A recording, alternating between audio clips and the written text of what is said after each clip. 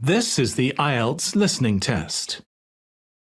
You will hear a number of different recordings, and you will have to answer questions on what you hear.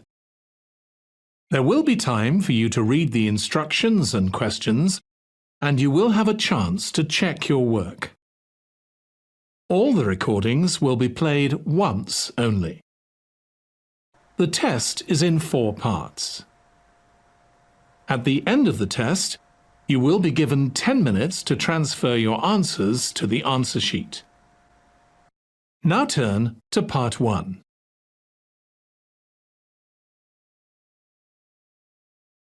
Part 1. You will hear John and Joan talking about their new school. Look at questions 1 to 5 on the form now.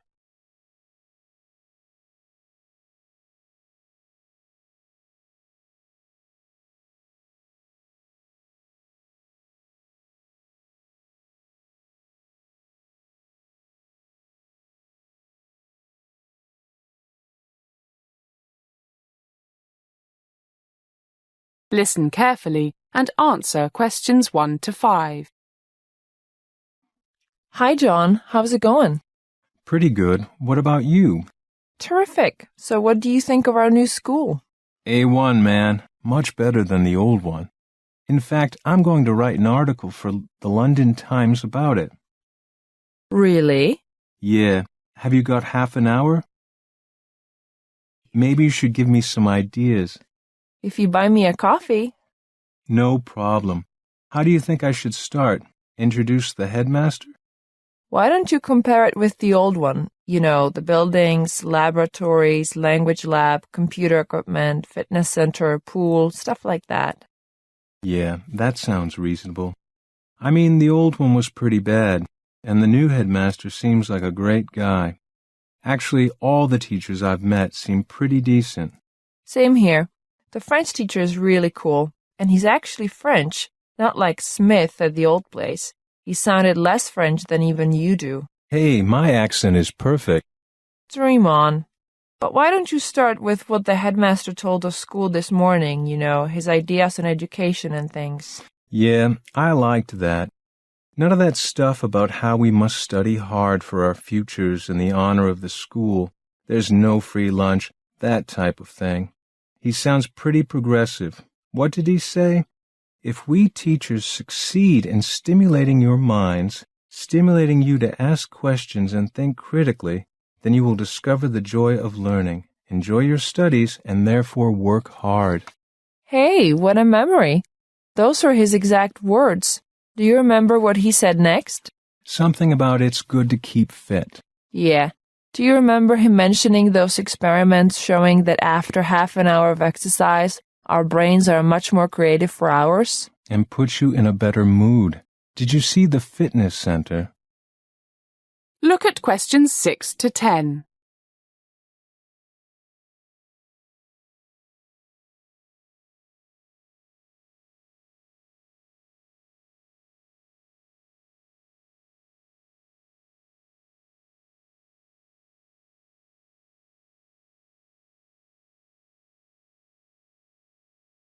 Now listen to more of the conversation between John and Joan and answer questions 6 to 10. I went early this morning for a workout. Fantastic. Olympic-sized pool, not like that tiny 25-meter thing we had before. And the gym has absolutely everything. I counted 10 exercise bikes, some rowing machines, really good ones. Are you gonna go? I've been every other day for 2 weeks. Feel great. Hey, maybe I should interview some of the teachers and students for my article. Of course you should. Wow, just thought of it. I'm doing a video project. Maybe I could film the interviews. Makes sense. And I could take a few photos. Maybe the newspaper would use 1 or 2 of them. The main hall is awesome. Really light, lots of windows, and a huge stage, big enough for a 60 or 70-person orchestra. Did you see Mr. Clark, the old music teacher? I think he's the only teacher here from the old school. He is, and he was the only decent teacher. I met him in the hall. He's really happy, planning to double the size of the school orchestra. It's great. Okay, let's plan what we're going to do.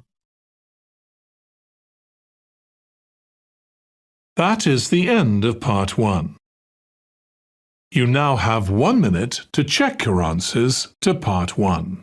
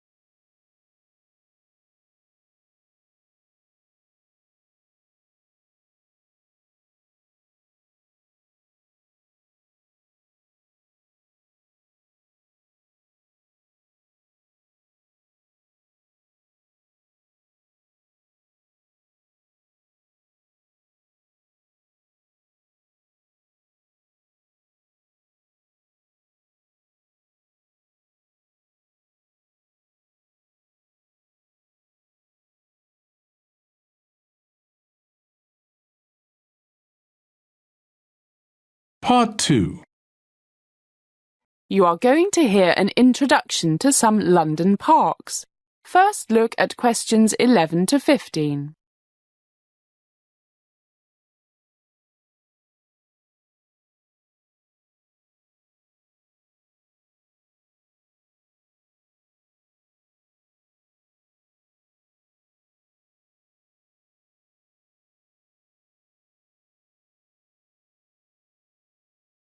As you listen to the first part of the talk, answer questions 11 to 15.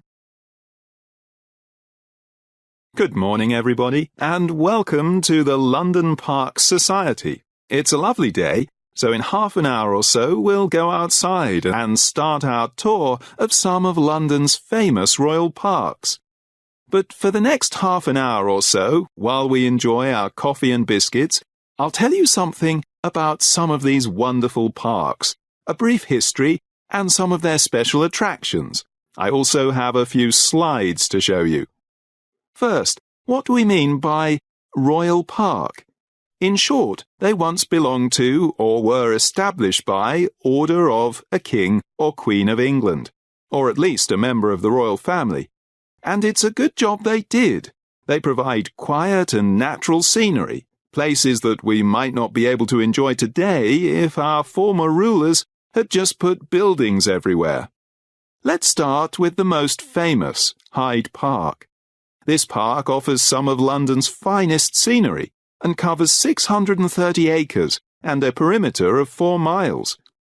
I know we have friends from France here, so I'd better give it in metric. That's about 260 hectares and 6.5 kilometres. Hyde Park dates back to 1536, when King Henry VIII got the land from the monks of Westminster Abbey. Much of the later design, its layout, was done by the architect Decimus Burton in the 1820s, who took full advantage of the area's high and low land. It was the original site of the Crystal Palace, built for the Great Exhibition of 1851, the original ancestor of today's World Expos, like the one that will be held in Shanghai in 2010, I think. So it's been popular for a long time, and not only the people who live and work near the park like it. Many famous rock bands like Pink Floyd and the Rolling Stones have put on big rock concerts here. I still remember the Rolling Stones concert there in, I forget the exact year. It was around 1968 when I was a university student. Now look at questions 16 to 20.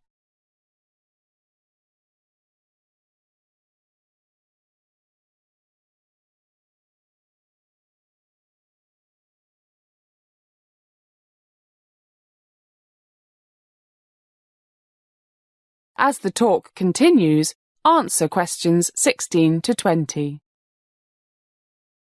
I mentioned the architect Decimus Burton. He designed the very impressive grand entrance to the park. The whole front is about 107 feet long.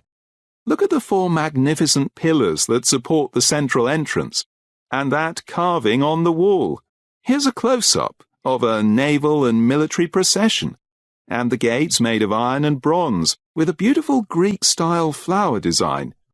One of the most popular sites in the park is Speaker's Corner, in the northeast corner, where you can hear British people exercise their right to free speech. There may be a dozen or more at any one time, each standing on a soapbox and spouting, usually, controversial views on any topic you can think of: religion, politics, fox hunting, trade unions, Europe, tourists, etc. Lots of arguing. It's great fun. And south of the Serpentine Lake is the memorial to Diana, Princess of Wales. It's an oval stone fountain that opened on July the 6th, 2004. Another memorial, in the southeast corner of the park, is the Albert Memorial, Queen Victoria's monument to her husband of that name. I see that time is getting short, so I'll be a bit briefer with the other parks that we'll see today and tomorrow. Regent's Park. It has a fantastic landscape and is known as the jewel in the crown. Regent's Park covers 487 acres. That's 197 hectares, including Primrose Hill, and has the largest outdoor sports area in London. Rugby, basketball, soccer, netball, cricket, it's all here. St James's Park, with its royal, political and literary associations, is at the very heart of London. It's overlooked by not one but three royal palaces. The most ancient palace is Westminster, now known as the Houses of Parliament. Then there's St James's Palace, which used to be the King or Queen's residence, despite the fact that the monarch has lived in the third palace, Buckingham Palace, since 1837.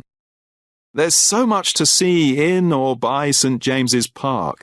Bands give concerts twice a day in the park at weekends during the summer. And tomorrow is Saturday, so we're in luck. Then there's the changing of the guards. The Queen's Lifeguard changes daily at Whitehall, just nearby, Monday to Saturday at 11 a.m, an hour earlier on Sundays, and at Buckingham Palace every day at 11:30 in April, May and June, and on alternate days in July and March, if the weather is okay. Finally, we'll visit Greenwich Park, which is the oldest enclosed royal park. It's situated on a hilltop, with impressive views over the River Thames to the Docklands and the City of London. It contains several historic buildings, including the Old Royal Observatory, the Royal Naval College, the National Maritime Museum and the Queen's House. Well, it's time to go. A 10-minute walk and we'll be at Hyde Park. That is the end of part 2. You now have 30 seconds to check your answers to part 2.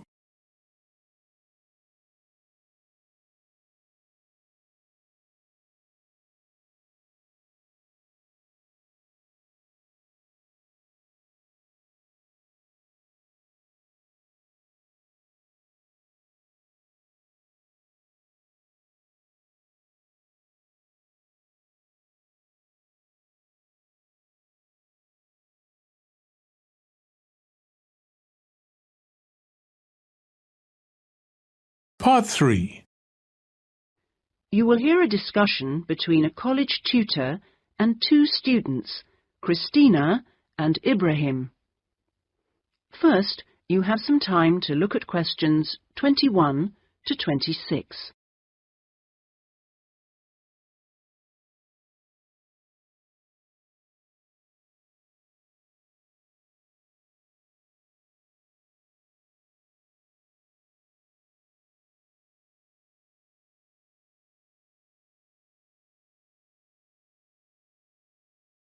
Now listen carefully and answer questions 21 to 26. First of all, I'd just like to say, Christina and Ibrahim, that I really enjoyed watching your video about student life last week. And I could see that the rest of the group did too. You did really well, and I hope that you got a lot out of it. I'd like to use this tutorial as a feedback session where you reflect on the experience of doing the project. So, Christina, I was wondering, what did you enjoy most about making the video? I liked using the camera. Is it the first time you've operated one like that? Yes, it is. Well, the results were very good. Anything else? I also enjoyed visiting one of the British students we filmed. I'd never been inside a British home before. Okay, Christina, thanks. What about you, Ibrahim? What did you enjoy? Well, for me, it was a very good chance to get to know students who are on other courses, because everyone in our group is studying English, and we don't usually have much to do with the rest of the college. Yes, good. Do you think you'll maintain the contact now? Well, I hope so. I've invited 3 of them to have dinner with me next week. Great. If you haven't decided what to make yet, I can tell you they'll love trying Arab dishes. And, of course, it's good for your English, too. Christina, what did you find? What was the most useful aspect of the project from the point of view of the English practice? I think when we were being shown how to edit the film, we had to follow the instructions, and that was very good practice for me. And I also learned some technical words that I hadn't heard before. What about you, Ibrahim? What was the most useful for your English? It was listening to the British students, because they don't speak as slowly as most of the tutors on our course. I think they speak at natural speed, so it forces me to get used to it. And they use a lot of slang. So you learned some new words which will be useful? Yes. Good. I'm glad it helped. Well, we've talked a little bit about enjoyment and about language practice. Were there any other benefits? What else did you feel you'd learned from the project? Was it useful in other ways? Yes, well, firstly, I learned how to use a video camera, and also I think I really learned a lot about working together with other people. I've never done anything with a group before, and we had to find ways of cooperating and compromising, and sometimes persuading people when they don't agree with you. Yes, that is a very useful experience, I know. Before you hear the rest of the discussion, you have some time to look at questions 27 to 30.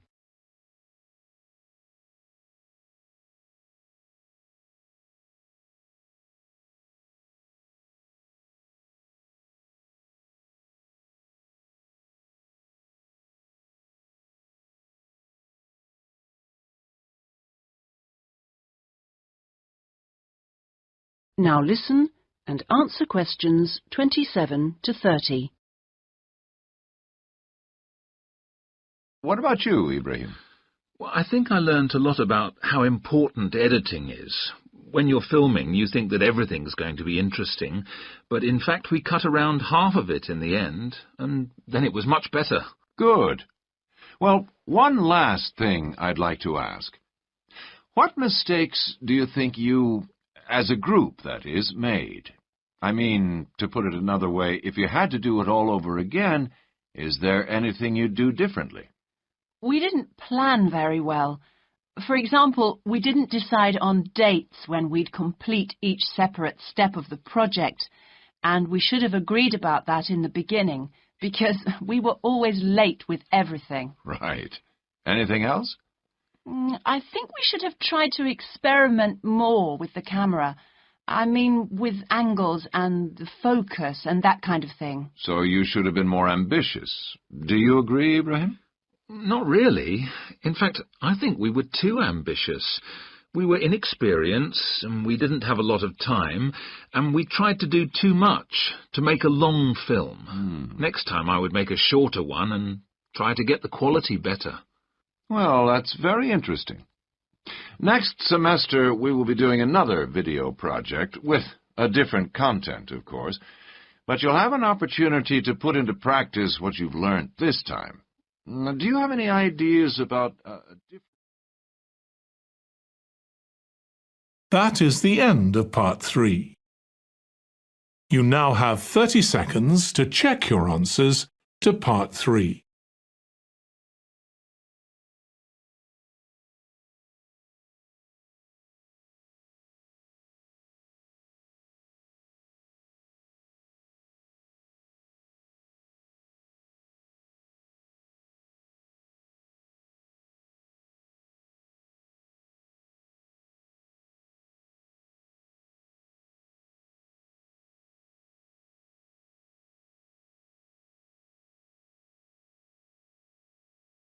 Part 4. You will hear a talk about scientific research in the continent of Antarctica. First, you have some time to look at questions 31 to 40.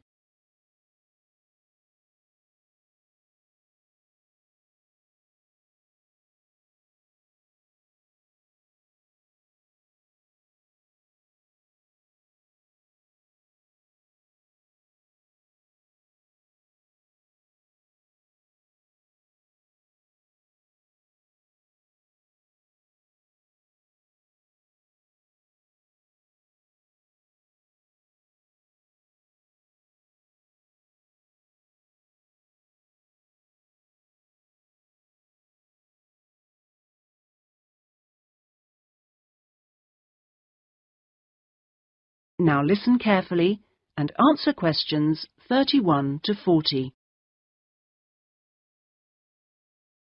Tonight I'm going to talk to you about that remarkable continent, Antarctica. Remote, hostile, and at present uninhabited on a permanent basis. For early explorers, it was the ultimate survival contest. For researchers like me, it remains a place of great intellectual challenge, while for the modern tourist, it's simply a wilderness of great beauty. First, some facts and figures. Antarctica is a place of extremes, the highest, coldest, and windiest continent, and over 58 times the size of the UK. The ice cap contains almost 70% of the world's fresh water and 90% of its ice. But with very low snowfall, most of the continent technically falls unbelievably into the category of desert. Huge icebergs break off the continent each year, while in winter, half the surrounding ocean freezes over, which means its size almost doubles. Research and exploration has been going on in Antarctica for more than 200 years, and has involved scientists from many different countries who work together on research stations. Here, science and technical support have been integrated in a very cost-effective way. Our Antarctic research program has several summers-only stations and 2 all-year-round ones. I was based on one of the all-year-round ones. The research stations are really self-contained communities of about 20 people. There's living and working space, a kitchen with a huge food store, a small hospital, and a well-equipped gym to ensure everyone keeps fit in their spare time. The station generates its own electricity and communicates with the outside world using a satellite link. Our station, 01, had some special features. It wasn't built on land, but on an ice shelf, hundreds of meters thick. Supplies were brought to us on large sledges from a ship 15 kilometers away at the ice edge. Living in the Antarctic hasn't always been so comfortable. Snow buildups caused enormous problems for 4 previous stations on the same site, which were buried and finally crushed by the weight. Fortunately, no one was hurt, but these buildings became a huge challenge to architects, who finally came up with a remarkable solution. The buildings are placed on platforms, which can be raised above the changing snow level on legs which are extendable.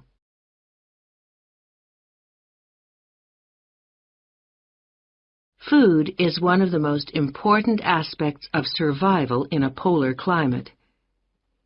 People living there need to obtain a lot more energy from their food, both to keep warm and to undertake heavy physical work. Maybe you know that an adult in the UK will probably need about 1,700 kilocalories a day on average. Someone in Antarctica will need about 3,500, just over double. This energy is provided by foods which are high in carbohydrate and fat. Rations for field work present an additional problem. They need to provide maximum energy, but they must also be compact and light for easy transport. Special boxes are prepared, each containing enough food for one person for 20 days. You may be familiar with coffee processed by freeze-drying, which preserves the quality of the food product while making a large saving in weight. Well, this type of presentation is ideal in our situation. It wasn't available to earlier polar explorers whose diet was commonly insufficient for their health. I think that being at the cutting edge of science has a special appeal for everyone working in Antarctica, in whatever capacity. As a marine biologist, my own research was fascinating, but it's perhaps climate change research that is the most crucial field of study. Within this general field, surveying changes in the volume and stability of the ice cap is vital, since these may have profound effects on world sea levels and on ocean currents. A second important area is monitoring the size of the hole in the ozone layer above Antarctica, since this is an indicator of global ultraviolet radiation levels. Thirdly, bubbles in the ice sheet itself provide an index of pollution, because frozen inside them are samples of previous atmospheres over the past 500,000 years, and these provide us with evidence for the effects of such human activities as agriculture and industry. There are an increasing number of opportunities for young people to work for a period in Antarctica, not only as research assistants in projects like mine, but also in a wide range of junior administrative and technical positions, including vacancies for map makers. I hope that the insights I've provided will encourage you to take up these opportunities in this fascinating continent.